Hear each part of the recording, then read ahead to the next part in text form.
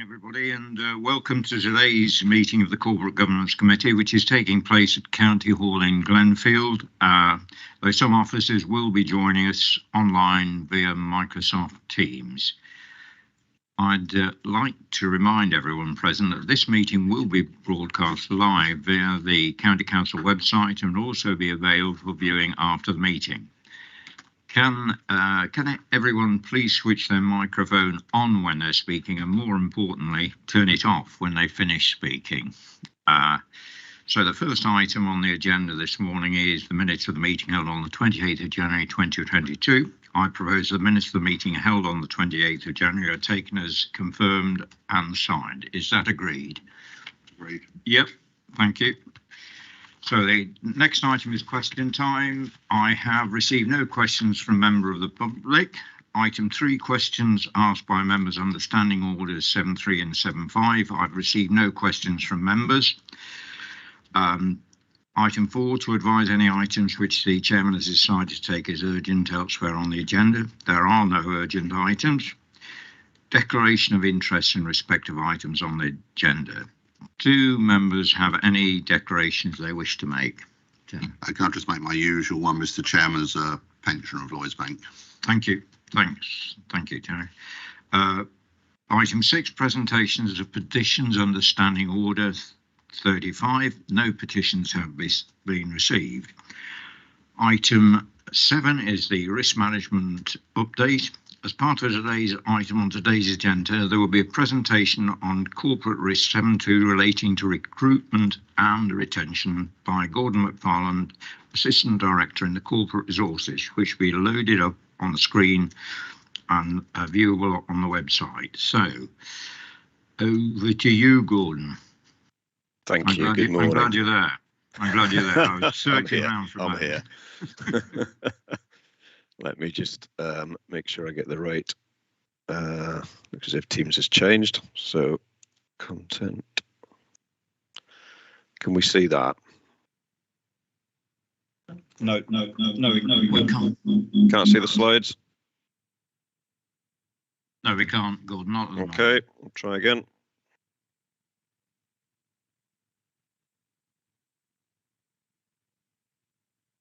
That should be better. Yeah, they're there. Excellent. Now. Let me put it on the slideshow. Never meant to be simple. Okay. Thanks. Good morning. If I can just, there's a fair number of slides and a fair bit of detail, but if I can just briefly go through so that we allow some time for questions. So I think recruitment and retention has increased in terms of its risk profile very quickly over the last, particularly probably 6 to 12 months. In terms of the national picture, and this is a very fast changing picture. You can see that there was a TU survey, Trade Union Congress survey during 2021 around the number of people who were thinking, leaving roles, moving, why they were thinking of moving. And obviously that's all sectors, but we'll have a number of key workers, say social care workers, in those categories, and excessive workloads being quoted as an example. We know there's been a number of consequences as a result of Brexit, and then in general terms, sharp rises in cost of living by the day. Also some pressure through national living wage increase, and then local government context, national pay settlement for 21-22, which has only just been agreed, was 1.75%, and you kind of map that against current CPI, which is running far higher, and we got no clarity yet regarding the 2022-23 pay claim. National employers are starting to talk about 4%, but there's lots of negotiation to go, and it's still going to be considerably below inflation. So all that leads to pressure around the workforce, and I've just put some examples in there, but R&R sharper focus than ever. So if I just go on to the broad risks, there's some real risks about us, about service delivery. If we can't fill roles with experienced people, if we can't get agency workers, then we have some risks to our services, and I think that needs to be quite a blunt message. It's not at that point at the moment, but some services are struggling. Clearly, that leads to reputational risk. There is a financial risk of us trying to do something about it. It's not all about money, but as I'll probably explain as I go through the presentation, the bottom line, what people get in their hand, particularly for low paid, is really important, and that's the comparisons they're making to other sectors. Fairly obvious impact on staff well-being for those who are remaining with us and trying to deliver services where there's a shortage in resource or levels of experience, and we're just a general destabilization. And then we just need to make sure that we're agile in terms of how we tackle these changes, because we need to work at pace. So those are the broad risks. That's just a contextual slide around broad workforce costs. You can see that we're spending a considerable amount of money now on market premia, also on agency costs, but the caveat with agency costs is that a lot of that is covering vacant posts, so there is salary spend in there too, so it's the additional agency factor. But you can see just in as a bit of background, those sorts of figures and how market premium particularly has grown, which you would expect it to if we see that as one of the solutions. This is a bit of a work in progress slide. We've got more reports to pull from Oracle to make sure that we're capturing the different types of allowances that we're paying, whether those be market premia or some sort of form of retention incentive payments. But again, you can see the broad message is we're applying more of these and have done in probably in the last 12 months. Some of them are long-standing, such as social work. Some of them are kind of roles that we haven't had challenges with before. It's not all about market premium, but that is a short-term kind of fix. So if I just move on to, again, major job groups and receipt of payments, social work, long-standing challenges nationally and locally, planning, highways and transportation roles, engineering, given the amount of private sector competition that we have in the region, really. We know the headlines around HGV, and that happened very quickly, waste site operatives, and then we've got some individual retention payments that are also being made for specialist roles. So you can see the build up of the challenge. In terms of employee turnover, we thought it'd be helpful to break it down into department, and I think to be even more meaningful, you would need to break it down to individual services. But I tend to look at voluntary turnover of about 8 to 10% as being healthy in an organisation. And you can see we've got some spikes in some areas. So if you take adults as an example, 13, 14 down to 12.4, still high. That will be higher in some services across, sorry, what's happened? Across, I've lost, swiped the slide away. Across some services in adults and communities than others, but that's the average for the department. So again, that's worth us continuing to monitor. It's just one indicator. However, what our staff are telling us is worth just a balancing here. So even though people are looking at the bottom line initially, what kind of employer are we? Because we do need to look at the overall offer. So you can see high percentages of people who believe we're a good employer, committed to equality and diversity, supporting flexible working, etc.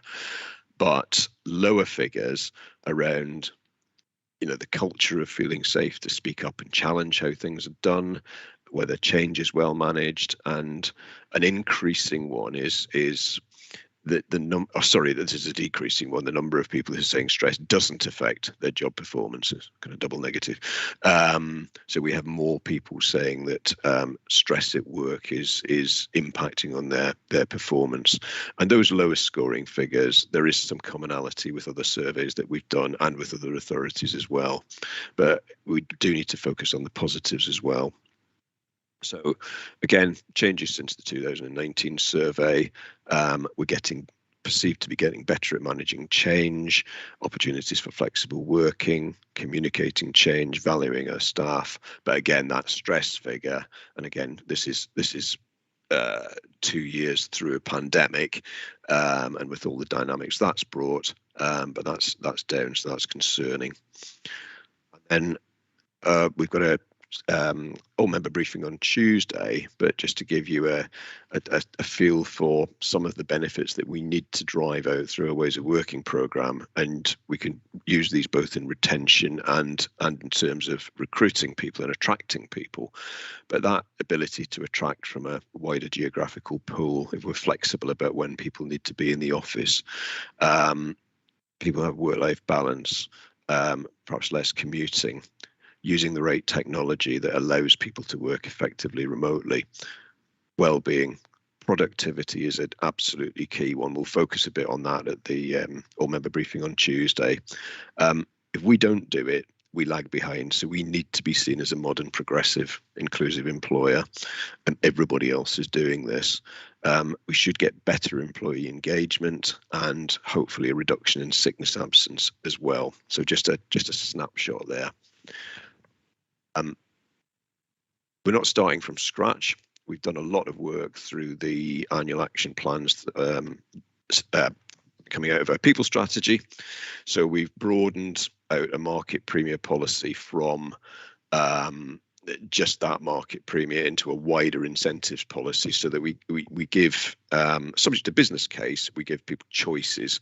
So if a manager is looking at some incentives, we absolutely give choices as to what might best fit the service and, you know, relating to that particular market. We're investing in how we recruit and our retention tools, and you can see examples there. I've talked about flexible working arrangements, and we need to upskill people, make sure they're comfortable with IT. We've got a very successful social work degree apprenticeship programme, and we're using the apprenticeship levy for that in adults and children's, getting better at or having more career graded schemes in place, real focus on health and well-being. And then we've got a new employee benefits scheme and a revised car lease scheme. So you can see a number of things that we've done that will contribute if we market these in the right way. So we're also looking at something that we've probably left to managers, and every authority's done this over the years, to just get on with their own advertising. But we realised that we need to put some central expertise in place so that our recruitment is modern, it's slick, it's effective. You can see some examples there about how colleagues are helping managers, either with individual recruitment activity or managing campaigns.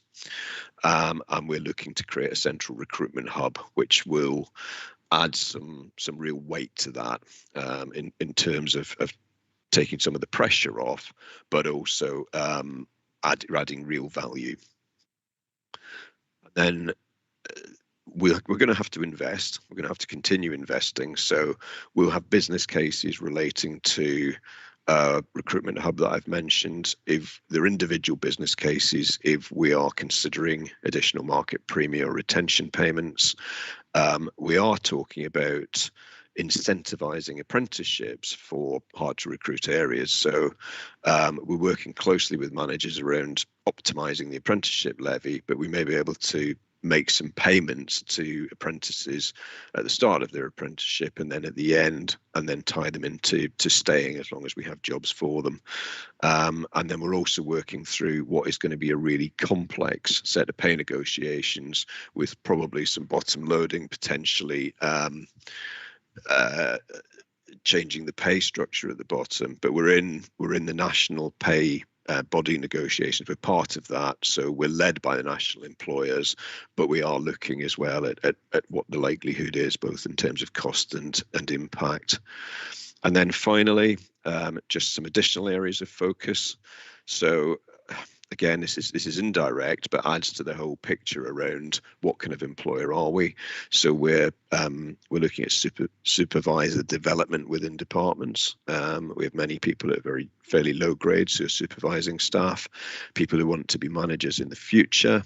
We need to get much better at workforce and succession planning. That's a really important area. Try and look medium and long term. It's very difficult, but we must try and look medium and long term and think about what we need in the future and who we need in the future. The apprenticeship levy, I've mentioned.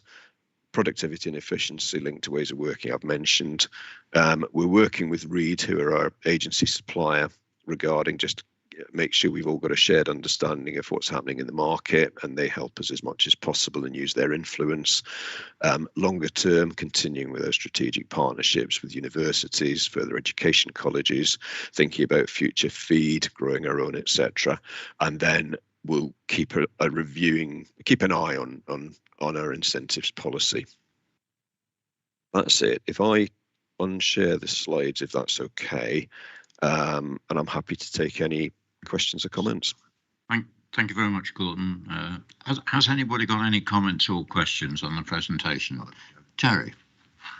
There you go, Chair. Thanks, Gordon. Very interesting.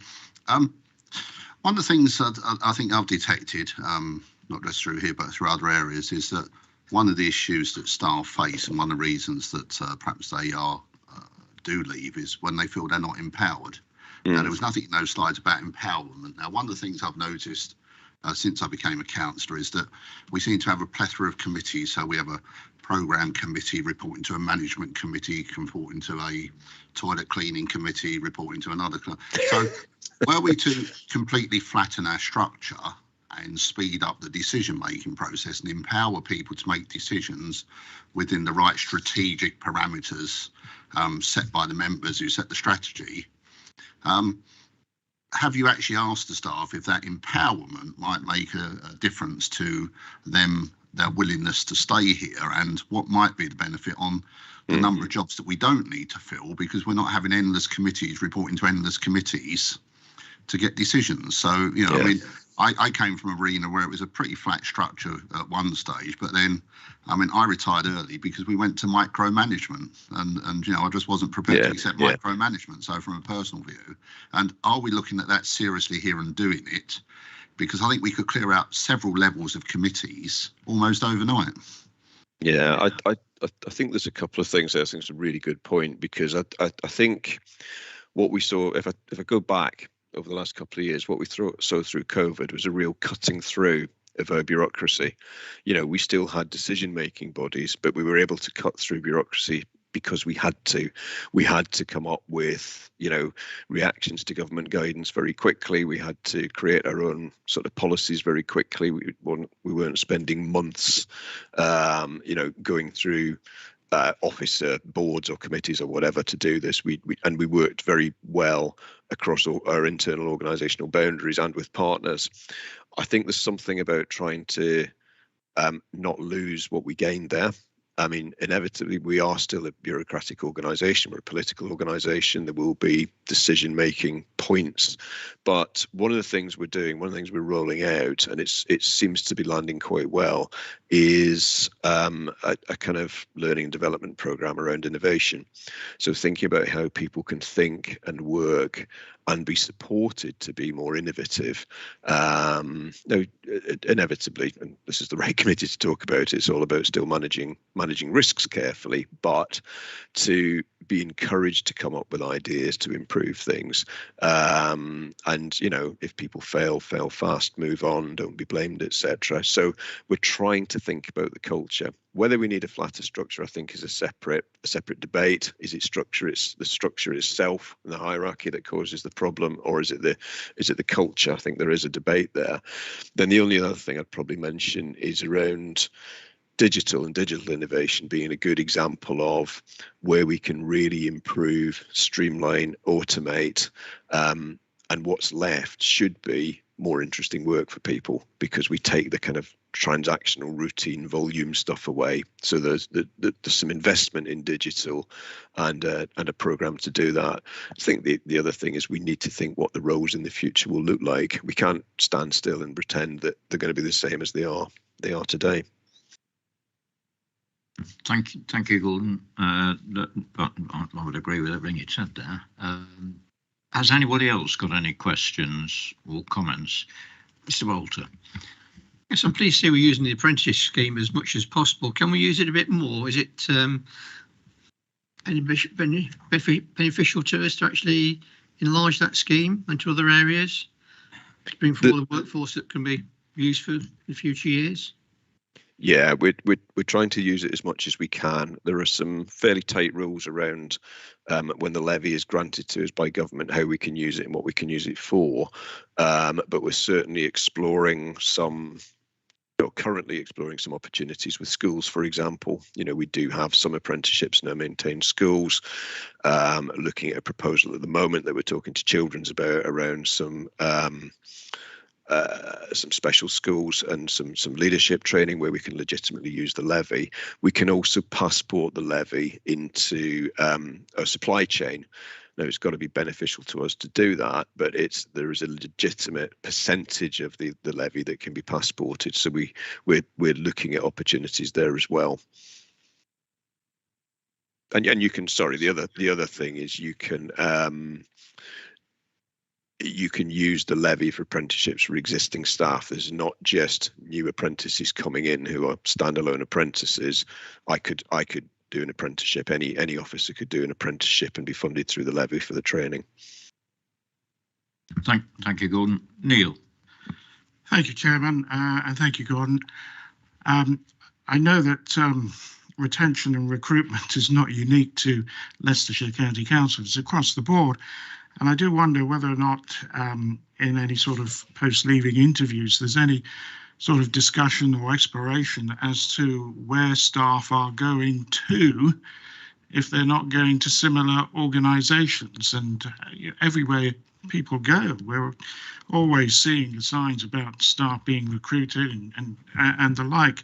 Have you got any further information that might assist on that?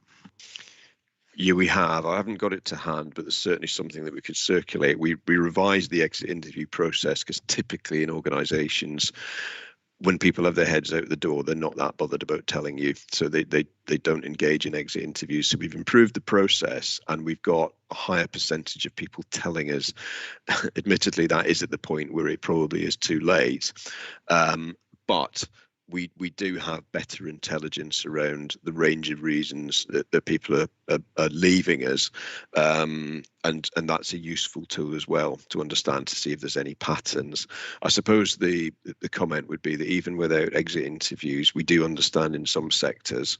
So environment, transport and ESPO, HGV drivers, we've all seen, the adverts, even outside the warehouses for, come and be an HGV driver for us, we'll pay you X. So there's some fairly obvious pools. We're also seeing people leaving care sectors and going to work in hospitality, catering, Amazon, whatever it may be, because the hourly rate of pay is the immediate pool.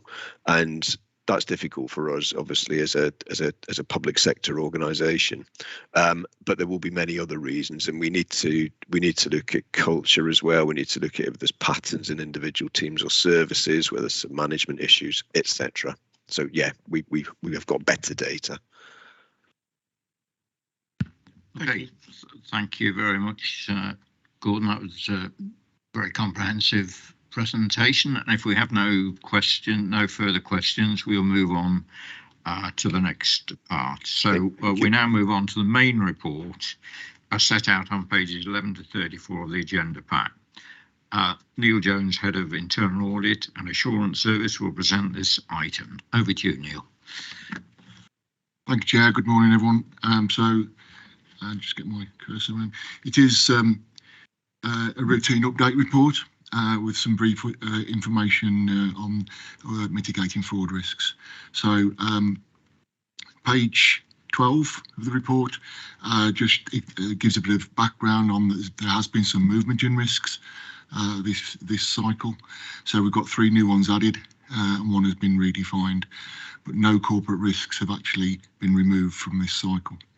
However, we took some time during the review of the register to look at the direction of travel indicators.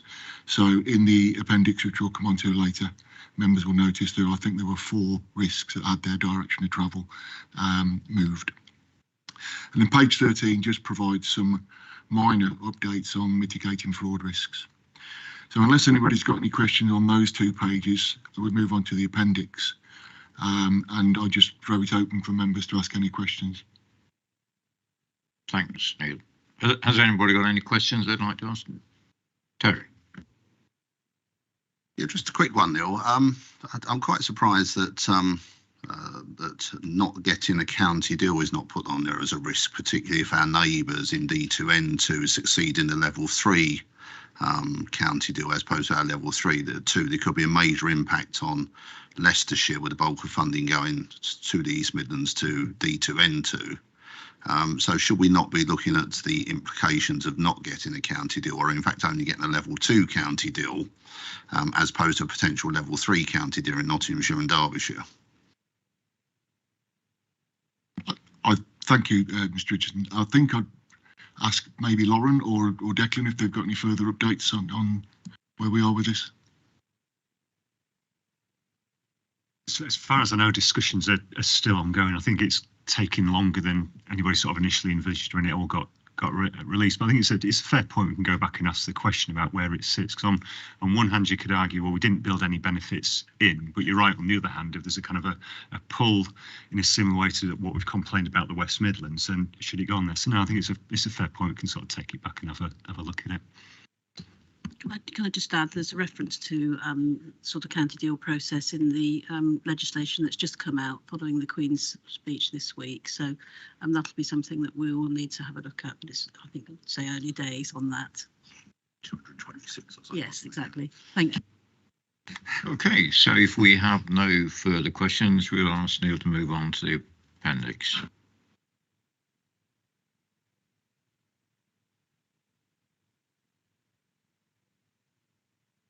For the next committee in September, we normally propose a risk to be presented, as we did with Gordon earlier on. So following discussion yesterday, we thought that corporate risk B, which is the implications of the Russian invasion of Ukraine, would be useful at that point in time. I think that's a good idea. Is everybody happy with that? Yeah. Okay, that's great.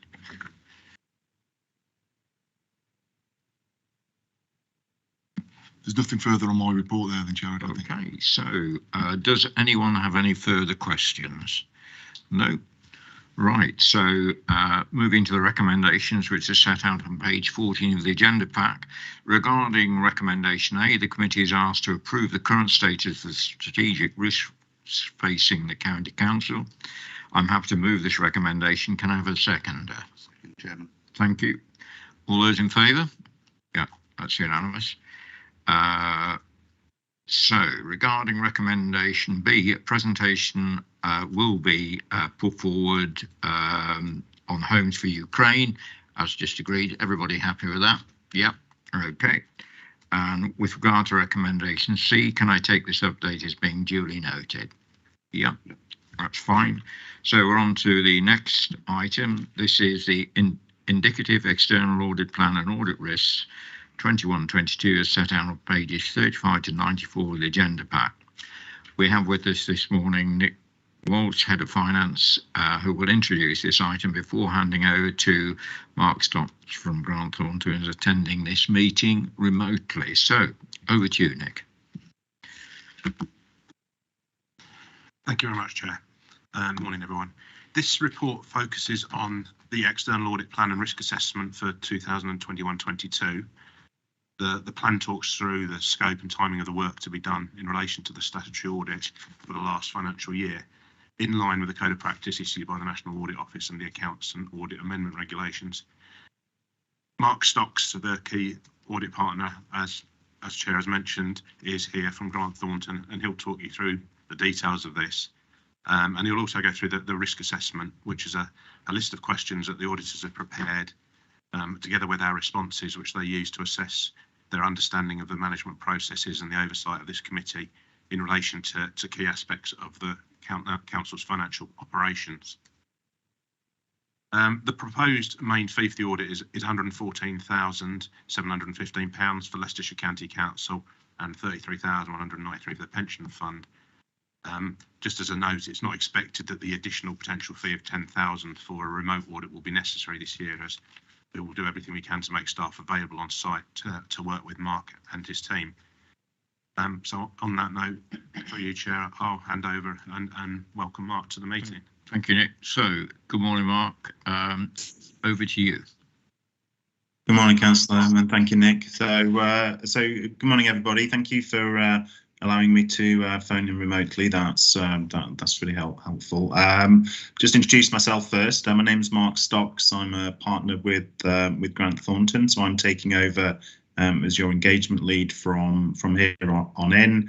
I think you had John Gregory before, and then Barry just stepped in last year while because John decided to retire. So, but you should have me for the foreseeable future now. I have done this for quite a long time now, so for over 30 years. So I've done, I think, most of the bodies across the Midlands now. So it's nice to be here and nice to say hello to you. We've got an indicative audit plan on the agenda, as Nick says. So this just talks you through where we are in terms of the audit and our plans for the year. We've brought it as an indicative plan because we've not quite finished our planning. We're going to finish that in June. That shouldn't unduly delay us, and we'll start your audit in July. So you're going to be one of the audits that we start earlier than others. If I could just turn you to page 4 of the report, page 42 of your papers. This just takes you through the risks in terms of the financial statements. So there's 2 mandated risks under the under auditing standards. There's one around management override of control, and that just deals with the ability of management to change estimates or use journals that would present the accounts in a way that aren't true and fair. So we do spend a lot of time looking at that and making sure those controls and estimates are appropriate, and we're required by the standards to do that. We're not allowed to rebut that risk. The other presumed risk is around income recognition, and we are allowed to rebut that one. And we have had a look at your income streams in some detail. You know, obviously we've done this over a number of years, so and we are going to rebut that risk because we're happy that the controls in place are appropriate.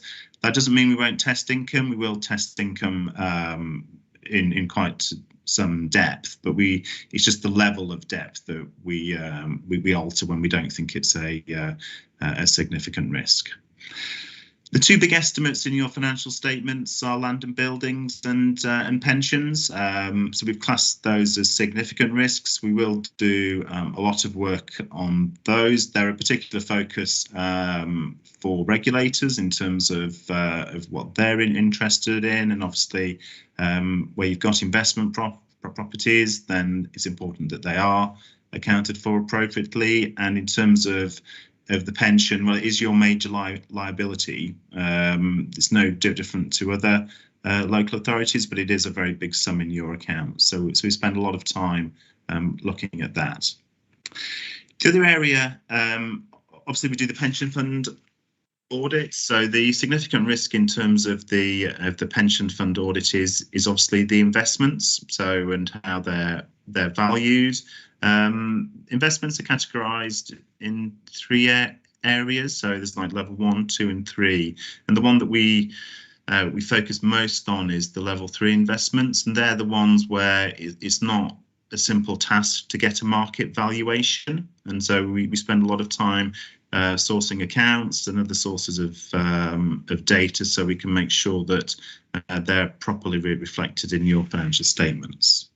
So those are the areas that we'll focus on most. If I could just turn you on to page 43. There are some specific areas this year.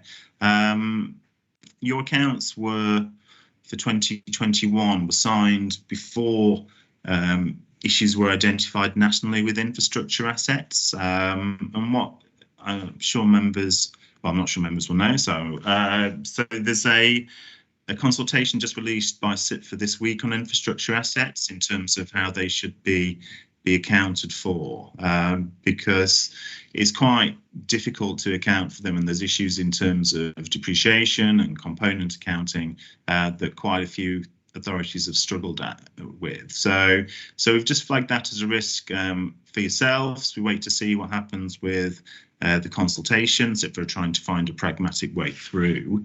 But that's a potential of risk in terms of how we view your accounts. The other area is, I suppose, more local. So it's about the East Midlands Freeport. I know it's early days in terms of where you are with that, but that's a particularly complex structure. So we need to understand sort of how that's going to be accounted for, how the income flows are going to work, particularly around business rates. So we'll be spending quite a bit of time. I think it's probably going to be next year before this really starts to impact on the financial statements, but it is an area that we need to get to grips with now. And then the other areas that we'll focus on are around expenditure recognition and accounting estimates. Just move you down the page just to value for money. I've not finished my, I suppose, my deliberations in terms of where we take the value for money work this year. So your auditor's annual report for last year is a good one. Obviously, I see quite a lot of these, so I thought that was a positive report. And while there's a few improvement recommendations, they are limited, sort of in terms of a few governance recommendations. So I think where we'll probably go is we'll start to look a bit deeper into services and the performance of services, particularly education and social care. But I need to spend a little bit more time on doing that. But at the moment, I don't see any significant risks in terms of the value for money work. I'm going to pause, Chair, and hand back to you before I go through the other document, just in case there's any questions at this point. Thank you very much, Mark. Has anybody got any comments or questions at this stage? Terry? Just really on that point, it might be more a question for Declan rather than yourself, Mark, is would the Freeport be in the responsibility of the county council? What sort of structure should we be having here to audit that? Because it strikes me as almost outside the scope of this committee. Should we have a separate committee? Because it's an interesting thing. We're a partner on the Freeport amongst many, but we've got responsibility for accounting, and therefore we have to ensure that there's no risk to the county council. So I just wonder what sort of structure is being thought of to cover the corporate governance aspects of monitoring the Freeport expenditure, etc. I think that probably is a response from Declan rather than myself, Chair. So because that's what I'm interested in too. So. No, it's a cracking question. I don't know whether Lauren can add any bits, but they are developing the sort of structure of the Freeport and, like I say, the governance that accompanies it. And although the county council does have, like I say, the responsibility, it will be a sort of a standalone company, and it'll need its own kind of separate audit and separate internal audit as well. So I think that is being built up at the moment. But there is still going to be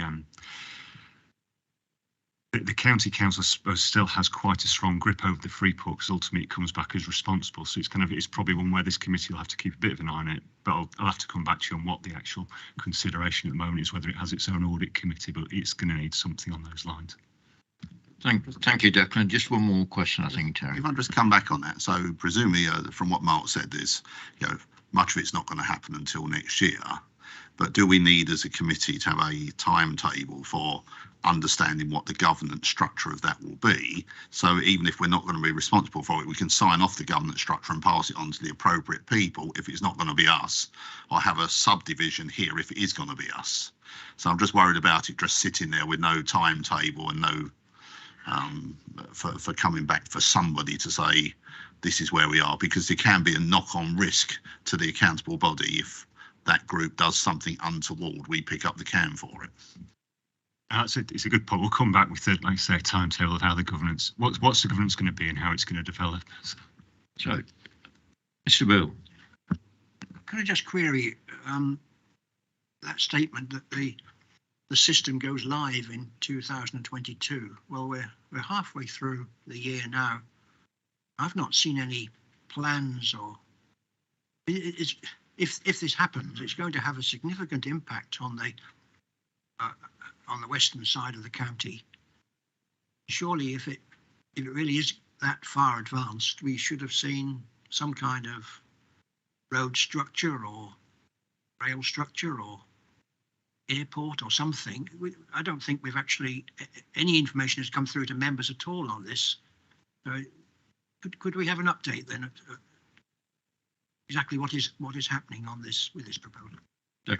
We can get around more rounded update. I think I think things like road structure, etc., will come quite a bit later. I think Mr. Richardson's right in terms of what's the pressing piece, but equally you're right, but I think that'll just come more in the future because it's going to be dependent on where the private sector see these sites are going to be developed. Hence, what's our response to adding the different bits of infrastructure in. So I think that piece may be a little bit kind of still to be confirmed, but we can have an ask and get a bit of a broader update as well to give you that context. Okay, thank you. Thanks. So has anyone else got any questions? No, so over to you, Mark.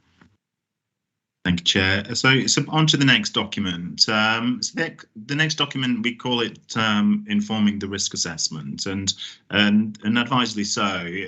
The auditing standards require us to have a two-way conversation, one with management in terms of, what are the risks in certain areas of the council, and then also with yourselves, because you're those charged with governance, so you're the ones that we report to just in terms of those risks.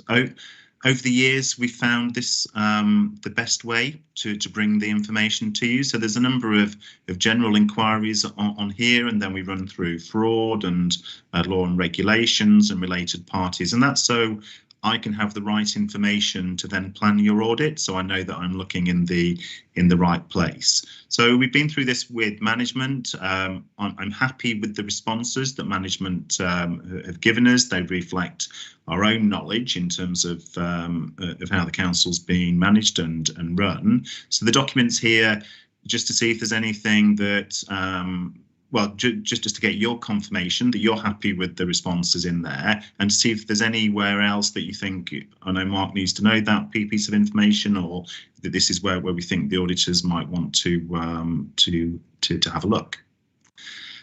I'm not going to talk through it in any more detail than that, Chair. So I'm just really looking for confirmation that you're happy with the responses. Thank you. Thank you, Mark. Terry. Yeah, happy with the responses. I mean, mine's more a general question, which again might be yourself or Declan. And I genuinely don't know the answer, so it's probably a thick question. But where are we with the Redmond review? Has it been kicked into the long grass? Are there likely to be any enactment of it in this financial year, which could have a major impact on the work of this committee and knock-on impact on your work as the auditors? It just seems to have died a death and disappeared into the long grass. Is that the case?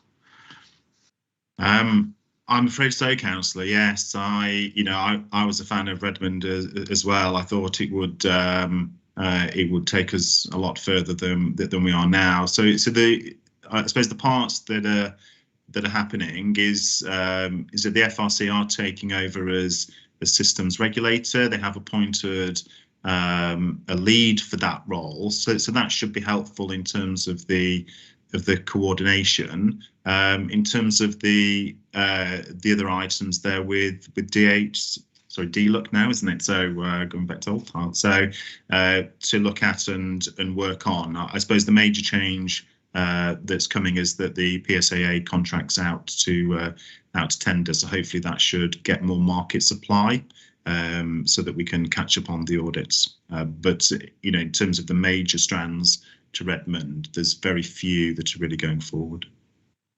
Neil, did you want to comment? Yes, please. My report later on touches on Redmond on the role of audit committee. So do you want to wait till then, or do you want to cover it off now? Yeah. Happy with that, Terry? Yeah, it does touch later on, the report later on does, yeah. So if there are no further questions, can I take the report as being noted that all comments now made will be captured in the minutes in the usual way, and that we are happy with the responses to the questions? So I take that as agreed. Yep. Okay, we now move on to item 9, provisional draft annual government statements 21-22, as set out on pages 95 to 120 on the agenda pack. Neil Jones is here to present this item, so over to you, Neil. Thanks again, Chair. So I guess just before I start the introduction to the report itself, I just reflect back on a document I sent out to members last week by email. SIPFA wrote a practice advisory note on maintaining good governance, and it's just interesting really because I think this committee ticks pretty much all the boxes in what SIPFA are asking you to do, but it was a nice opportunity to reflect back on the importance of the sort of reports that come through and the level of engagement and the level of challenge that the committee provides. So just thought I'd get that in first. So this is the approach to producing a provisional draft annual governance statement for 21-22. And the annual governance statement fulfills a statutory requirement and accompanies the financial statement. It's a document that looks back to see if the council did apply good governance principles over the previous financial year. Just bear with me 1 second. So the report emphasises throughout that it's a provisional draft being presented today in order for it to be considered by this committee before the draft accounts are published on the council's website by the end of June. The date has been brought forward to try and close down the accounts and publish them early. Members will receive updated version of the governance statement with clear indications of where changes have been made. Excuse me. Sorry, I've lost my train of thought there. So paragraph 4 explains that officers compile the governance statement in accordance with a well-established national framework which ensures that statutory requirements are met. This necessitates ensuring that the statement not only reflects our governance arrangements, but also significant partners or group entities. I think that's an important point that links into Mr. Richardson's point about the free port. So once a draft is prepared, a senior officer group, and that's described at paragraph 8, reviews its content and it's reported to this committee for its views. Paragraphs 9 to 16 outline the approach we've taken to compiling the statement, and that requires completion of a range of self-assessments to ensure conformance against the council's local code of governance, and also the national framework, and also we review other sources of evidence. And this allows for the recognition of areas where developments or improvements may be required.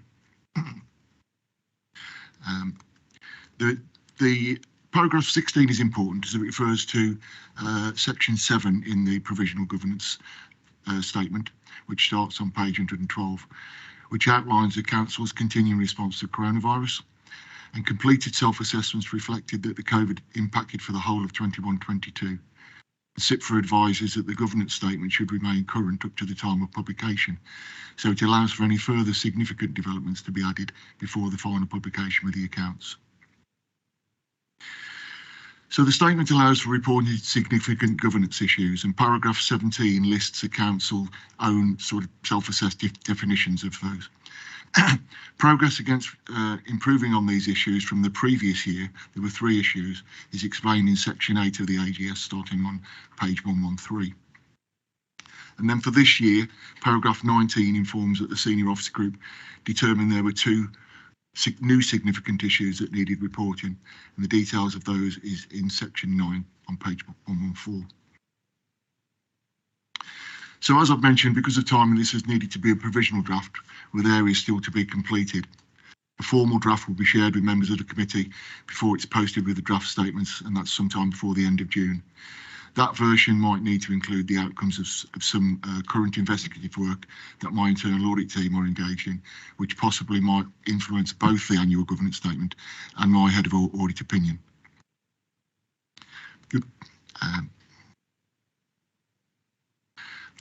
I don't really intend to go through the. Oh, sorry. One final thing. Yes, there will be. Paragraph 22 explains the annual government statement remains open until the accounts are signed, so there may need to be a need to share a final version with members of the committee at its meeting in November. So I don't intend to go through this statement itself. Gladly take any questions. Mr. Bolter, you have a question. Thank you. Yes, I was alarmed to see. I pick my words carefully because it's been recorded. The Furs Farm mentioned here, and the amount of money it's going to cost for putting it right. It's the first time I've seen this mentioned in any report. Now, I'd have thought that risk was quite considerable, £2.4 million or more. it's the first time we've heard about it. So I don't know how far I can go with this because it's in public session, but it's been ongoing since 2019, according to the 2018 it started. So 4 years officers have known about this, but that put it to our attention as a risk. Didn't appear in the risk register as far as I've seen it. I could be wrong. But I thought that's one of the biggest risks we've had to our budget for a number of years. So it mentions the status of the tenant, but doesn't tell any more detail about that. Do we do a check on tenants before they take over a tenancy to see what their background is, what their experience is, and what their financial ability is? I'm just concerned that this is the first time I've heard about it, and how many more cases have we got like this that we don't know about until they go wrong? Thank you, Mr. Walter. I'll ask Declan to answer it, but as I understand it, it was a tenant who certainly didn't. It's very, very difficult to identify rogue action by a tenant, I would have thought, but I'll leave it to Declan to answer. But normally, I suppose the agriculture is fairly low risk, and this is a sort of very much a sort of, I suppose, an exceptional event, and I suppose it's an issue rather than a risk once it's happened. The reason the communication has been very sparse is because there's been an accompanying police investigation, and unfortunately, the tenants absconded, and there's sort of, I suppose, the potential, even if it was found, which I think is sort of fairly low chance because it was involved in criminal gangs and stuff, not going to have the financial assets to compensate us. The other complicating factor with this is kind of on the face of the rubbish, it looks like a clean-up operation, but the rubbish is kind of contaminated with gypsum and stuff like that. So actually the costs kind of went from a visual inspection to when you actually get the consultants in to say what it's going to be, the costs just kept going. So it's kind of one of those that the knowledge of the sort of the scale of the issue has grown over time, but we've been very much constrained by what we can say because of the circumstances around it. In terms of whether there's any other issues like this, and it's kind of, I suppose it's an active estate, and if we're going to do something like the corporate asset investment fund, you do accept there's going to be a certain level of risk with sort of, you know, tenants either not paying the rent or something very extreme like this where they actually kind of do damage to the property. But it's kind of there's no other events anywhere near this scale that we're aware of. You always do get low level, kind of like I say, not paying rent, minor bits of damage, but this is unusual. I mean, I can't think of anything that's been on this scale before that we've been involved in, and it's kind of, so you have to sort of view it as a kind of, I don't know, once in a 20-year, once in a 30-year type event. Thank you, Mr. Walter. Oh, are we working with DEFRA at all about this and any other organisations overseas the farming in this country? Because in my experience with farmers, and I could be wrong, but there's always somebody breathing down the necks about what chemicals are being used on the land and how animals are being treated and everything else. So are we liaising with any other bodies that may have some influence on this? We do this. There's internal bodies, and I think part of the reason when it first came to light was through trading standards, because there's issues with the livestock. The Environment Agency has been involved sort of from the start, and continue to be involved with the kind of the use of the land. So we take help from wherever we could get it at the moment, but they're the Environment Agency is the main agency we're working with at the moment on it. Okay. And the last point, Chair, on this one is the tenants absconded. How rigorous are we trying to pursue the tenant? Is he a man of straw? Because if we did some checks in the beginning, we would know what his financial statement is. But you know, are we going to let him just disappear, or are we going to pursue him to the bitter end, or what we're going to do? It's a criminal sort of investigation. So to be honest, if the police can't find him, we're not going to be able to find him. And we do checks when sort of tenants are taken on. You have to, I suppose, remember the rent that you pay on a sort of an agricultural farm is pretty low. It's not the same extent of kind of an office building or something like that. But so you only do so much. But the thought of us as a local authority being able to pursue it better than the police, we're probably just throwing sort of I don't know, money after bad money, as it were. We'd like to get him, but I don't think there's any chance. It'd be nice if you asked for the national insurance number in the first place, wouldn't it, Chair? Because then you've got them forever. He's involved with criminal gangs. Yeah, I think in honesty, it's a really unfortunate incident. It's a criminal investigation by the police. It's recognised. I understand your concerns, Mr. Bolter, but as Declan has said, I think it's probably one of the most unfortunate incidents that would happen once every 30, 40 years. And it is agricultural land. And I don't know what else we could do. Even if you did checks on the tenant for the rent, he used the land for improper purposes. We are left with a bill to remediate the land and clear it, and it's just escalated. Are there any lessons to be learned? I think from what Declan has said, we certainly will be looking more closely at everything when we do it again, if we ever do this sort of thing again. I don't think there's anything else to be said. Yeah, absolutely understand what you're saying. Can we know the final figure, the clear up at the end of the day, Chair? I'm sure we can. Somewhere. It'll be transparent. We have a duty to do it, and we will make sure that it is reported. Right. Terry.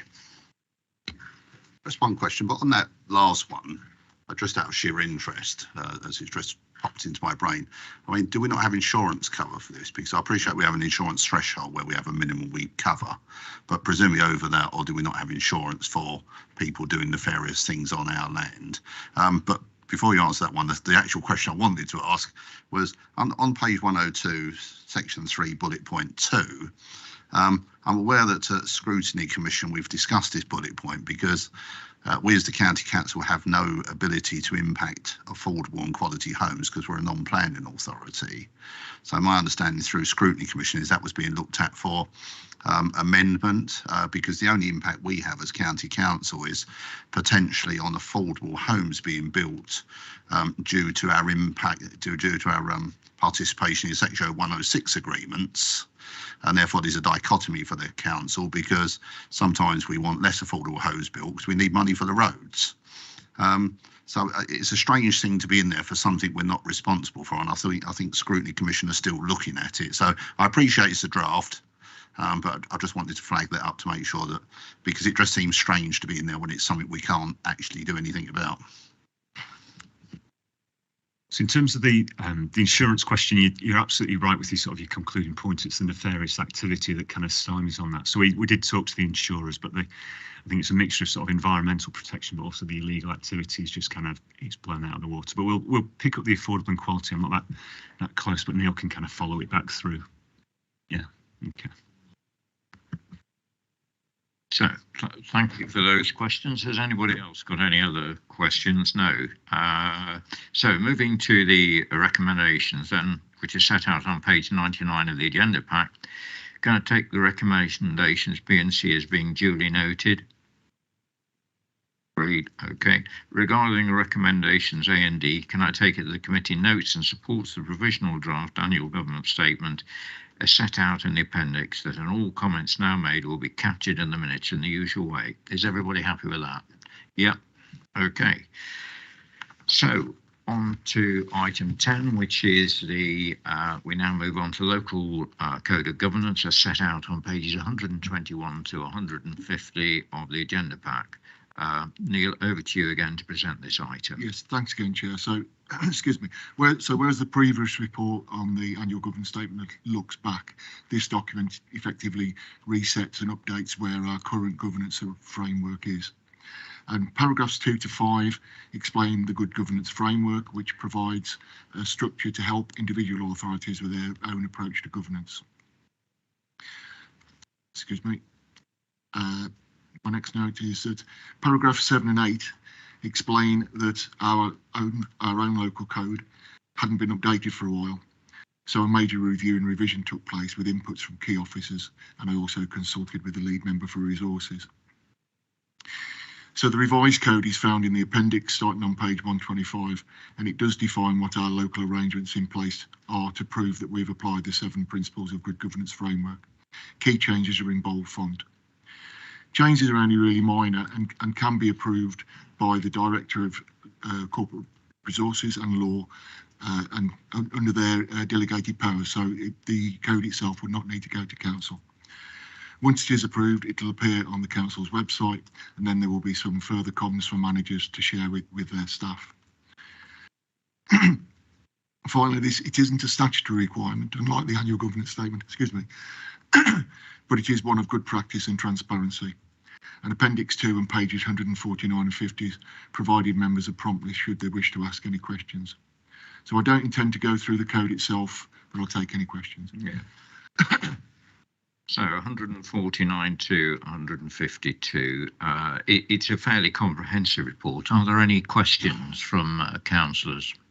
Anybody got any questions? No. No, so we're happy with that. It is clearly set out. So if there are no questions, the committee is requested to confirm that the local code of corporate governance April 22 has been reviewed and amended as necessary to ensure that it remains relevant to the council work and practice. I am happy to move this recommendation. Can I have a seconder? Second, Mr. Chairman. Thank you. All those in favour? That's agreed. So that's fine. So we now move on to item 11, recommending change to the annual investment strategy as set out on pages 151 to 158 of the agenda pack. So Declan, Assistant Director of Corporate Resources, is here to present this item. So Declan, over to you. Thank you, Chair. So the report's really just looking for committee's comments on a proposed change to the list of acceptable investments that we can make. And basically this is just sort of to feed into a request that we're going to make to Cabinet in June. It's going to add, or a request to add bank risk sharing to the list of acceptable investments. And it'll be accompanied by a request to invest £10 million with a firm called Christopherson, Robin and Company, which is basically just an investment fund that's been used for quite a few years now by the pension fund. And the reason that we want to do this is twofold, really. The CAIF, the Corporate Asset Investment Fund progress is slower than what we'd hoped for, hence is sort of impinging kind of I suppose the benefits we get from it, but also cash benefits, as you see when sort of Nick takes you through his papers shortly, are very high at the moment, and kind of the value of those cash holdings are being eroded by inflation. So although this proposal won't solve either of those problems, it does help. It helps a bit with that. It just helps take a bit of sort of the financial sort of load, as it were.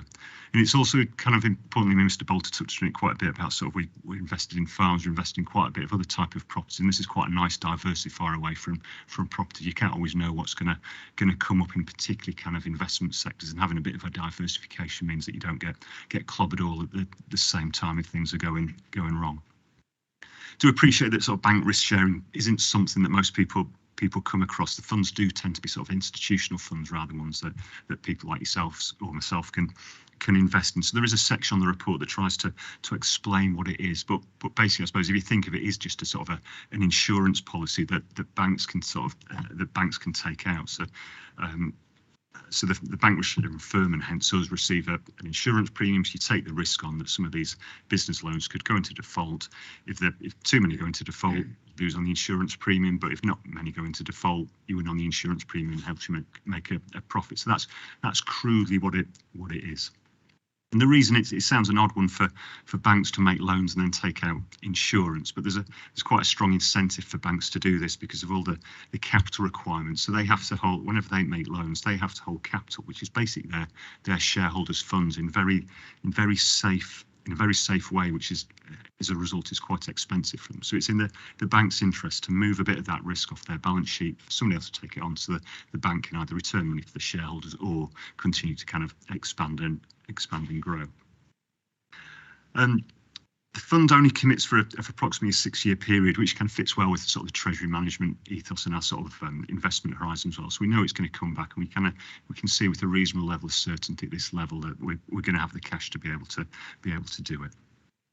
And the firm that we are looking to invest in, although this is generically changing the policy for bank risk sharing transactions. Christopher and Rob, they do have a very good track record. It goes back pre-financial crisis, so you have got a good view of what's happened through kind of periods of sort of quite extreme turmoil. I say quite extreme. It's kind of the world is in a place where these kind of events seem to be happening with sort of more regularity. And a particular sort of feature of the way they do it is they do target sort of small European business loans, and it's because the default rate is very predictable. So if you look at kind of historic defaults rate for big corporates, it kind of goes very low, and then it'll spike up when there's a problem, then it drops to very low. Whereas small business tends to be much smoother. Hence, it's much easier to price the insurance. You've got that greater degree of kind of certainty, or it's just much more predictable. And the fund as well, it's sort of this. They earn their coin, as it were. Sort of the managers would appoint through sort of managing the risk very well. So a big feature of the fund is massive diversification as well. You know, it's not a small number of loans. It's, you know, sort of potentially sort of tens of thousands of individual business loans to try and avoid any sort of systemic risk in there. And they try and keep the bank on the hook as well. And it's a regulatory environment, so the banks still incentivized to keep their default rates low, because they're the ones at the front line of managing these loans. Where all we're getting involved in is a transfer of risks. It's keeping those incentive. The returns this sort of investment expected to make sort of generally are much higher than Treasury management. You're taking on more risk, you'd expect, and want higher returns. It'll be 8%, possibly higher, because it's linked to kind of interest rates. So there's not an erosion. So as our normal Treasury management activity interest rates go up, the return on this should go up as well. So it is risky, but when you look at that balance between risk and reward, it does feel kind of it's sort of very acceptable. Seems quite a good investment. I would draw members' attention to paragraph 36, and like I said, touched on, this is key. It's the sort of how the risks are managed. It's in quite a summarised way, but it just gives you a sort of a flavour of how the different sort of places we could lose out on this, that the firm had kind of, or the firm or even the regulator in truth had kind of put the protections in place. And it's ultimately risk management will define whether these investments are a success or not. So happy to take any questions or comments, but like I said, just looking for comments to feed through into Cabinet in June. Thank you, Declan.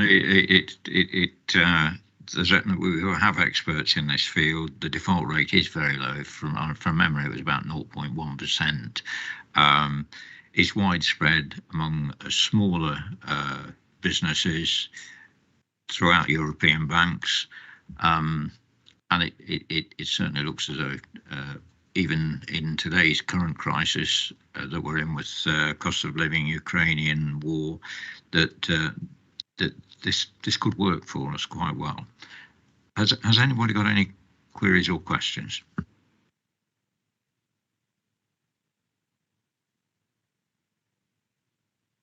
The charge doing this service?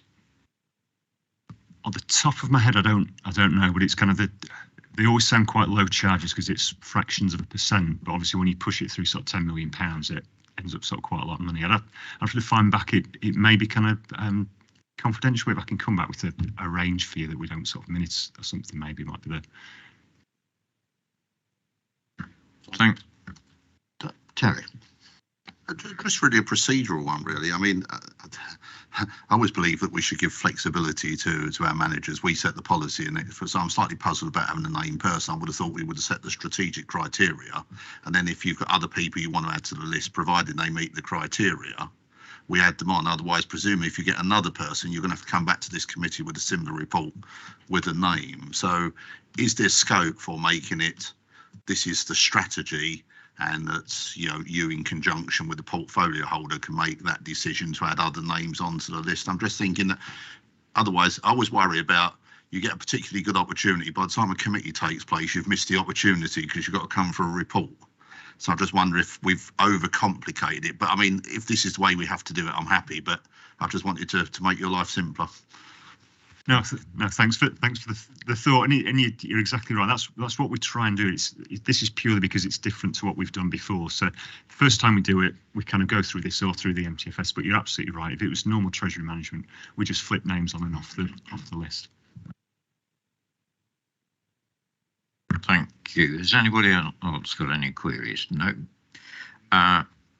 No, so all right. Can I take this report as being noted and that all comments now made will be captured in the minutes and submitted for Cabinet consideration at its meeting in June? Is everybody happy with that? Yeah. That's agreed. Okay.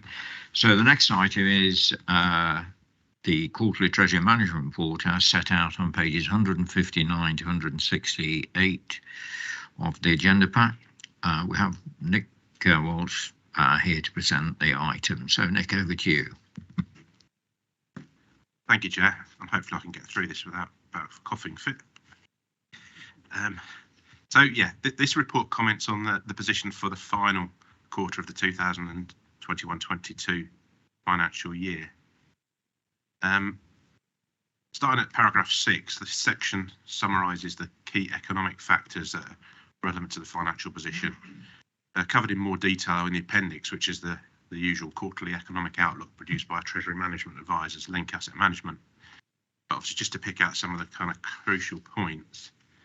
When the report was written and published, base rates were 0.75%, but obviously they rose to 1% on the 5th of May. And this was accompanied by gloomier prospects in relation to inflation in terms of the economic forecasts. Not only are they likely to exceed previous estimations this year, and could hit maybe 10%. There's also now talk of perhaps a less quick return to more manageable rates, all of which points to sort of further increases in interest rates in coming months. And whilst this will help to nudge interest rates back down towards the Bank of England's economic target, it will have a sort of adverse impact, a significant adverse impact on economic growth. So from a Treasury management perspective, higher interest rates obviously help to generate higher returns. However, the benefits of this for the County Council will be swamped by the significant and wide-ranging impact of higher inflation. Moving on to the next section, starting at paragraph 10, the report notes that 122 million of investment loans matured during the quarter at an average rate of 0.14%. And 181 million of new loans were placed at an average rate of 0.91%. This leaves the overall portfolio at 420 million, and that's broken down by the counterparties in paragraph 15, the table in paragraph 15. Also, a further 1 million of private debt investment was received back during the quarter. Which means that now 9.8 million in total has been returned from the original investment of 20 million. This leaves 10.2 million invested, which has a current market value of 10.4 million. Also during the quarter, a further 5 million was reinvested in the partners' private debt fund. 2.8 million has been received to date back, in addition to the repaid capital in terms of interest, and that represents a rate of return of 4.65%. And you know, linked to the previous report, and the reason why these kind of investments are useful. Without the private debt, the portfolio would be showing an average rate of 0.59%. With it, it's 0.69%. And this 0.69% compares to 0.47% at quarter 2, which is obviously reflective of the market expectations of continued rises in interest rates. Obviously, there's limits to how much sort of our capital we could put through to this, because obviously this sort of we get much better rates of returns, but it's tying up our capital for much longer periods than the normal short-term investments. So, you know, there is a downside to it as well. The graph in paragraph 13 shows that in the last month of the 21-22 financial year, our weighted average percentage rate actually fell below base rate, but this is just reflective of a number of increases in base rates in quick succession, which the market didn't necessarily price in kind of early enough. So with investment typically tied up for between 6 and 12 months, there's a bit of a lag before reinvestment can be made at those higher interest rates.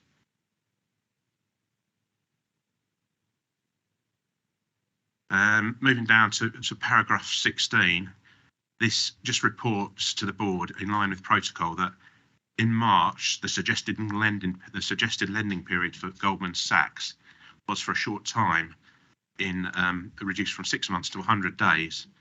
So during that period there was a breach of the authorised lending limits. 30 million was invested in the bank with the bank at this time. And whilst the lending duration was raised back to 6 months again on the 18th of May, actually, interestingly, I was informed last night just that they've now actually been back downgraded again, and the lending duration has again dropped to 100 days. We still have 30 million with them in 2 tranches of 15 million, but coincidentally, both are due for repayment next week. That's the kind of position on that. And then finally, paragraph 17 concludes that the interest earned on investment over the year will be 3.4 million. This obviously significantly exceeded the budgeted amount that we put in at the start of the year, but obviously it's the performance of the partner's private debt investment, but also that increase in the Bank of England base rates towards the end of the year, which have contributed to that overachievement against the budget. So that was all I was going to say. Thank you, Chair. Thank you. An interesting report. It shows where we're going. The variations about Goldman Sachs fell back into line and then it's gone out of line, but we're getting repaid next week, which is good news. Yeah, has anybody got any questions or queries on the report? Very briefly, Chair. As the interest is considerably more than what we expected, £2 million more, what's going to happen to that? Is it going back into the council's coffers, or is it going to be used for the benefit of the residents of the county? It will obviously be utilised to help offset the significant inflation pressures that we're going to be faced in future years, over and above what previously been built into the MTFS, and in actual fact will probably only go a very small way to doing that. So it's going to join your £111 million we've got floating around, is it? As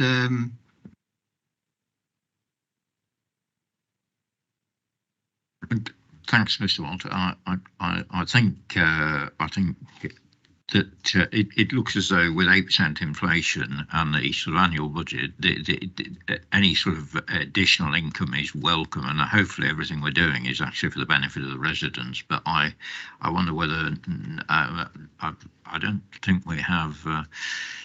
I'm not aware of any resources which aren't fairly well allocated, but Nick, I'm unaware of 111 million floating about in a cloud somewhere. I can't think for a minute that's the case. No, I mean, obviously we've got significant balances which we're actually able to use to invest in cash, but they're all either earmarked reserves which will be used for future investment, or are there to kind of cover cost pressures that we know are coming further down the line. Things like obviously the impact of the high needs block, which we're having to cover. Without knowing the longer term implication and what the government's going to do about that. And obviously, as I said before, putting in inflation money aside for inflation in the coming years, which we know are going to significantly exceed. I mean, we're doing some estimations at the moment, obviously trying to finalise a figure, but in terms of the impacts over the MTFS of what we now think inflation is compared to the time when we set the MTFS, we're looking at an impact of in tens of millions of pounds in terms of what that might mean to a potential gap at the end of the year. So. Okay, so thanks, Mr. Walter. I think there's no shortage of demand on our resources, and in fact more than significant. So, has anybody got any other questions? No. So, can I take the report as being noted, and that all comments now made will be captured in the usual way? Can I take that as agreed? Yeah, everybody's happy with that. So now we move on to the annual Treasury Management Report, set out on pages 169 to 176 of the agenda pack. Again, Nick, over to you, please. Yep, thanks, Chair. So this next report looks back at the Treasury Management performance over the whole of the 2021-22 financial year. This report is a formal requirement of the SITFA Code of Practice, whereby it's necessary to report on Treasury Management by the end of September. And following today's meeting, the report will be taken to Cabinet on the 24th of June, together with any comments made from today's meeting. So just moving through the report, as stated in paragraph 6, the criteria governing the authority's lending policies were outlined in the Treasury Management Policy Statement for 21-22, agreed by full council in February 2021 as part of the MTFS. The lending list is amended through the year as counterparties' credit ratings change. Paragraph 7 notes that there were no defaults on any loan due to be repaid within the year. And also paragraph 8 notes that no new loans were made to local authorities during the year. And whilst appropriate opportunities for lending to other local authorities continue to be looked out for, demand has been very low as authorities have had cash balances temporarily boosted through the COVID pandemic. But we would expect to see more local authorities coming back into the market, in the near future. As agreed in 2016, any adverse change in counterparties' credit risk, which impacted on whether an existing loan to that body then breached the Treasury management strategy, would be reported to this committee. One such incident in the current year related to Helaba, whose suggested lending duration was reduced from 12 months to 6 months at a point in time when the council had outstanding loans of 20 million with them. But these have all now subsequently been paid on time. And then obviously also, as just covered in the previous report, there's the temporary downgrade on the lending duration for Goldman Sachs.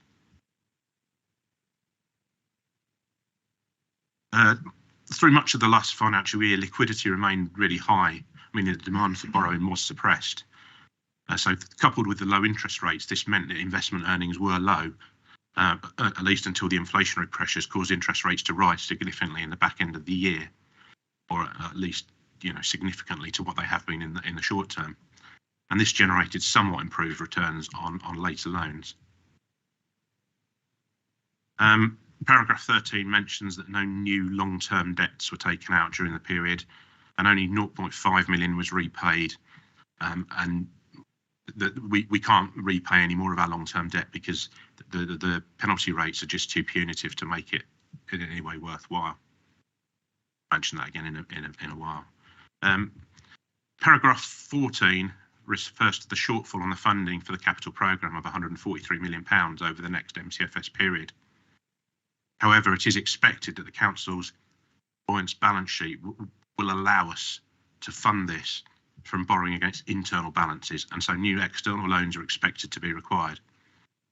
But of course, this will mean less buoyant cash balances and therefore lower levels of returns on short-term investments.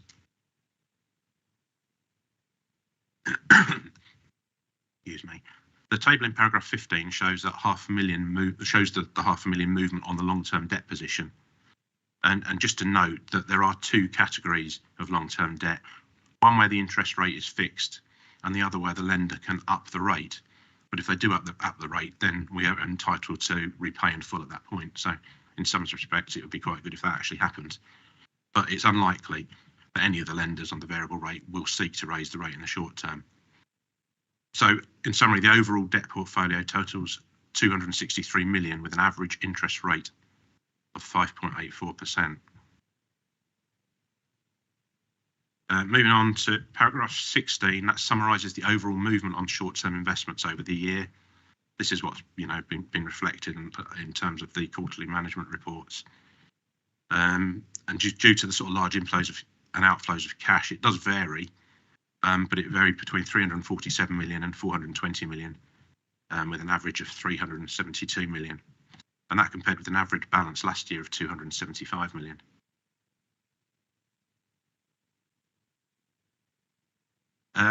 Starting from section 17, the section on debt transactions, it talks more about the historic borrowing position and references the fact that at the start of the year, the council's position was over-borrowed by 31 million. Which rose to 37 million by the end of the year. This situation, as sort of been mentioned, has occurred due to the punitive early repayment rates on long-term debts, coupled with the fact that we've had no need for new external loans in recent years to fund the capital programme. However, the 143 million shortfall on the capital programme to be funded from internal borrowing will see this position reversed over the life of the MTFS and leave us in a position where we potentially be under-borrowed. The chart in paragraph 22 is just for information, and it shows the long-term debt position and that it's unlikely to change significantly for at least 20 years, given the maturity profile, and the average interest rate of 5.84% means that, you know, there will probably be very little opportunities for early redemption, unless, in the very unlikely case, that interest rates rise significantly above current expectations. And then the section on investments, paragraph 24, you'll see that the average return for the financial year was 0.25%. This compares to the average Bank of England rate of 0.19% and the average overnight rate of 0.14%. This compares with an average return of 0.72% over the last 5 years, but obviously interest rates were higher for part of that period of time. It's worth noting that the loan portfolio has outperformed average base rate over this 5-year period to an extent that the estimated 3 million of additional returns have been received over that period. It's obviously very difficult to estimate to get a concrete figure on that, but that's just a sort of a high level estimation of what we think we've achieved. Paragraph 27 points to the fact that there would normally be an appendix added to this report relating to links benchmarking analysis. However, this is not sort of produced and generally available until the end of May, and so obviously could not be attached as an appendix for this meeting, but it will be circulated to all members of the committee when it's available. We can make a bit of a comparison, which is what this appendix would have done compared to our position at the end of December. And at that point, it showed a weighted average return for the council of 0.25% against the average for its benchmark group of 0.17% and the average for all county councils of 0.26%. So this suggested performance in line with peers, but it's worth noting that last year's weighted average return for the council was 0.17%, so we're a bit higher than that. That was all I was going to say by way of introduction. Okay. Thank you very much, Nick. So, has anybody got any queries or questions on this annual Treasury management report? No? Okay, so can I take the annual report is also to be considered by the Cabinet in June as being noted? Everybody happy with that? Yep. Okay, so the next item is the Internal Audit Services Progress and Plan, as set out on pages 177 to 204 of the agenda pack. So, Neil, over to you to present. Yes, thank you, Chair. So this is a regular update report, and it's on work done and the progression of the implementation of high importance recommendations. I only bring this report 6 monthly now, so it's been quite a while since I last updated the committee.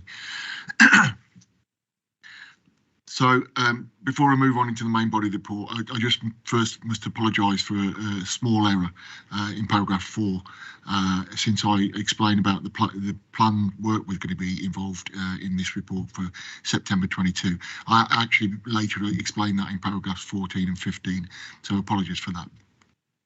So paragraph 5. I'm pleased to report the resource situation in internal audit continues to improve.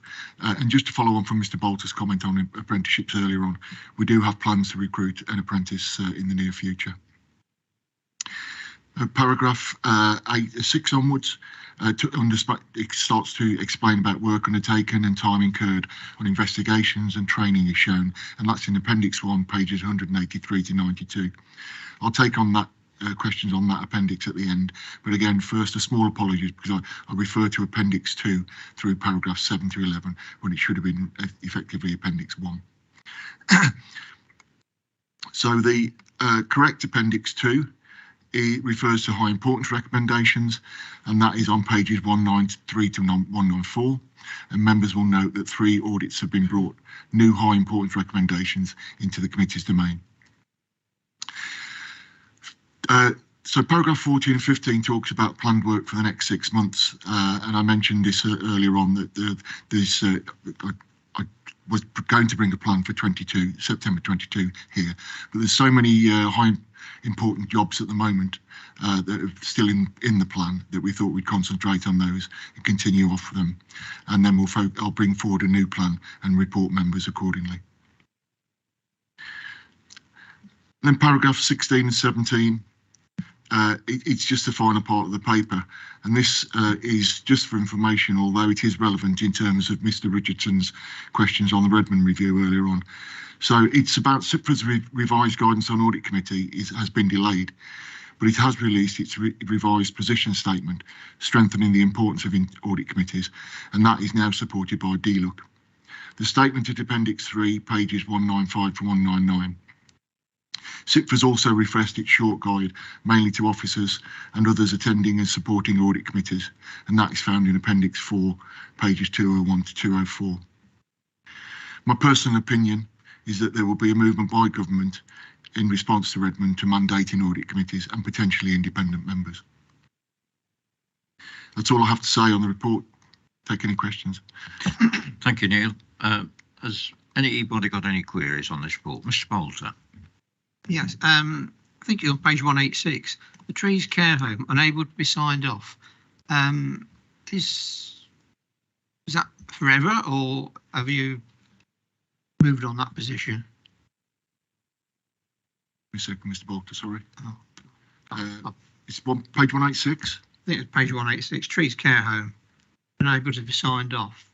I think it's 186. I've got a small technical problem here. I can't get my screen back on. Yeah, mine's a bit wobbly.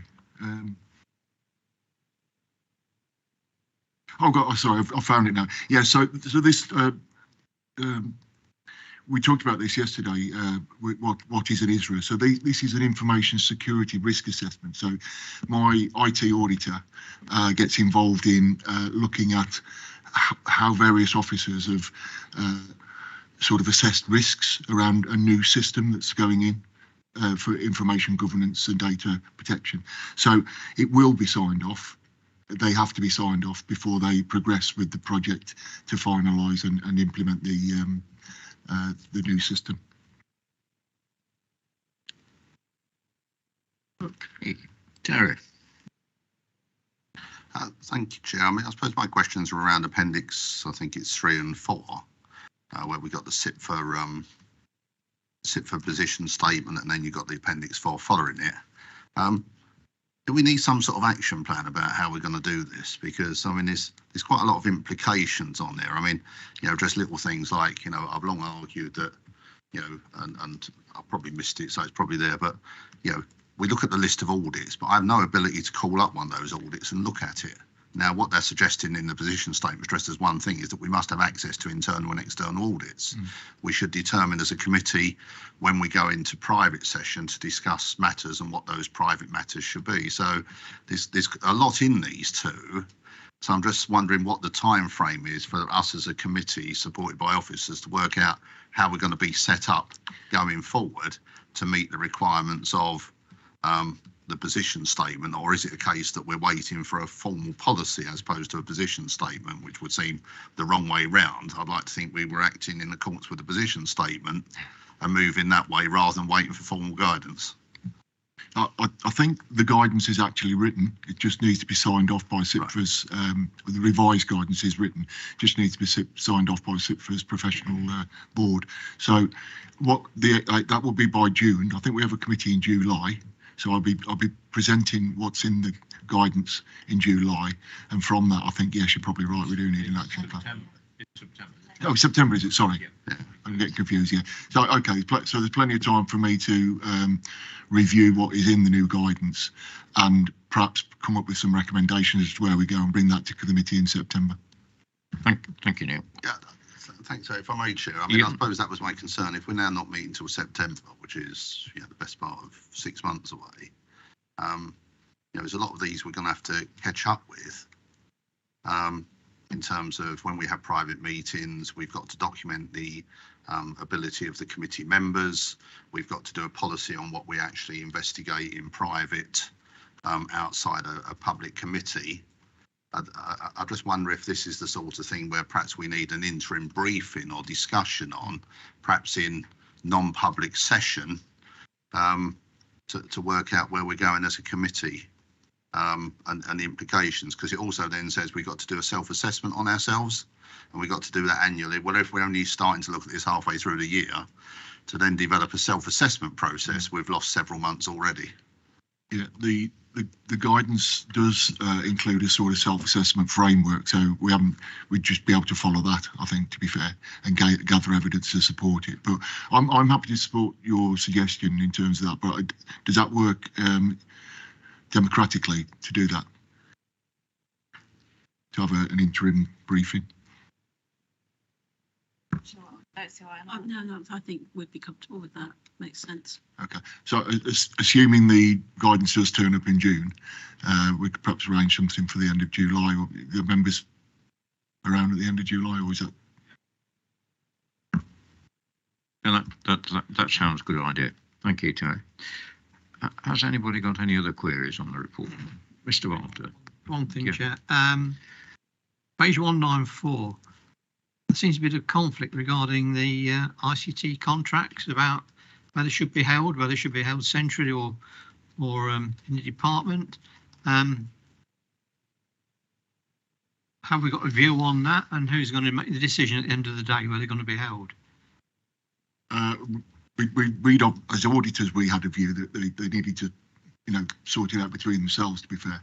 And I think that's been kicking around for a long time, so I'll put a bit of pressure on getting that forward. Just to get it resolved one way or the other, because at the moment it's a bit airy-fairy. Thank you, Mr. Walter. Any other questions? No. So can I take this update report as being noted? Is everybody happy with that? Yeah, that's unanimous. So the final item on today's agenda is the Internal Audit Service Annual Report for 21-22, as set out on pages 205 to 236 of the agenda pack. So again, Neil, over to you to present this item. Thank you, Chair. So yeah, it's the this effectively concludes the cycle of audits for 21-22, and paragraphs 5 and 6 explain that I'm required by internal audit standards to report in the same time in the annual governance statement, including forming an opinion on the overall adequacy and effectiveness of the control environment. So the provisional draft AGS was discussed earlier on the agenda, and that you'll be getting updates on that. So paragraph 7 states that at the time of compiling this report, I provided overall reasonable assurance that the control environment remained adequate and effective. However, there is some investigative work being undertaken currently that might need me to revise my opinion, and members will be informed of that outcome in terms of the draft AGS and the same time that's produced before the financial statements are published. So paragraphs 8 and 9 refer to the supplementary annexes explaining how I reached the opinion at the time, and a full list of work undertaken over the year, which has been reported back to the committee earlier on this year. Some headlines from the report are in paragraph 10, and in summary, given the resourcing issues we've had earlier on in the year, we still managed to do sufficient audit and control environment work to be able to provide a positive opinion. Performance was adequate given the resourcing circumstances.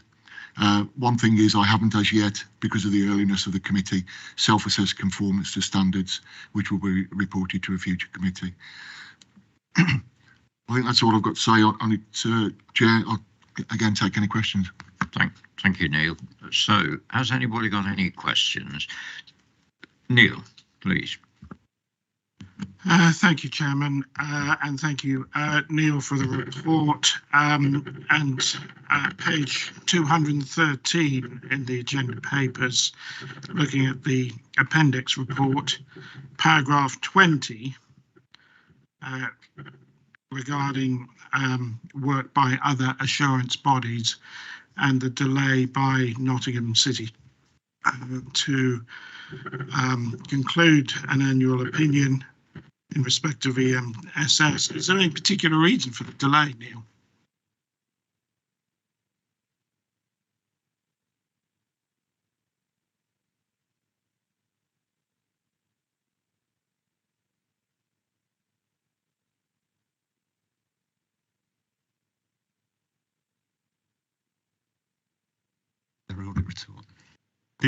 Nottingham City, I think, has got bogged down for a few years with sort of historic issues. So I think even getting the Robin Hood energy sign-off happened, that then feeds into their overall accounts. Just even that sort of stage hasn't happened, and the company's gone into liquidation. So I think they're just in a bit of a sort of they're in a pickle, I suppose, if I sort of put it kindly, with the sort of just the cascade of companies up into their overall accounts. But and the problem is every time a new issue comes along, it just delays things further, because then they can't get signed off until those issues have been resolved. So. Can I just add, Chair? I have seen the final individual reports that are coming through on the excuse me on the so they've done work on accounts receivable, work on accounts payable, and the individual opinions on those are positive anyway. So I don't envisage it, when it may be delayed, but I don't envisage it being a negative opinion from the head of audit. Nothing. Thank you. That's somewhat reassuring, Mr. Walton. Yeah, I'm still helping about this first farm. And why wasn't it brought to committee's attention till now? It's been floating around for 4 years. I don't know whether we can have a report on that at some time. Report between committee meetings about why it was not brought to our attention. What did appear in the risk register? You know, I'm just concerned that it's been floating around for a long while. I don't know about other members. I wasn't informed about it. No, I appreciate what you're saying, Mr. Walton, and I will ask, but as I understand it, it was the subject of a criminal investigation and therefore could not be revealed at the time until that was concluded. Is that correct?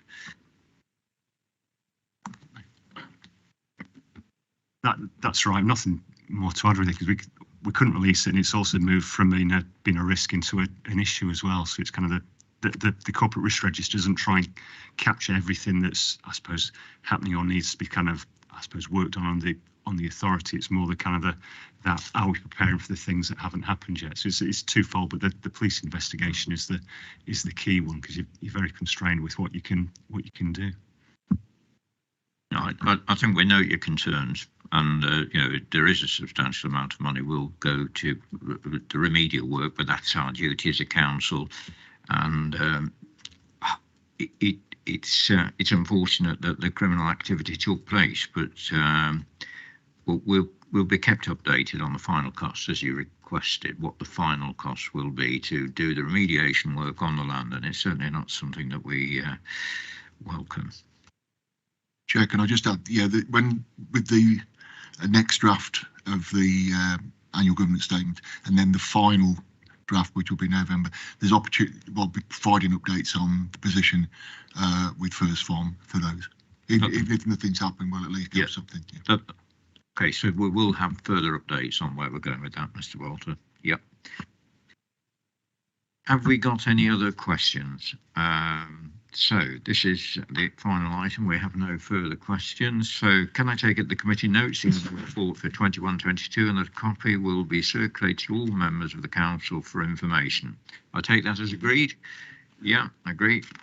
Now, the date of the next meeting is scheduled to be on Friday, the 23rd of September at 2 o'clock. So not 10 o'clock in the morning, but 2 o'clock in the afternoon. There are no urgent items, so the final thing is thank you all for attending today's meeting. I now declare the meeting closed.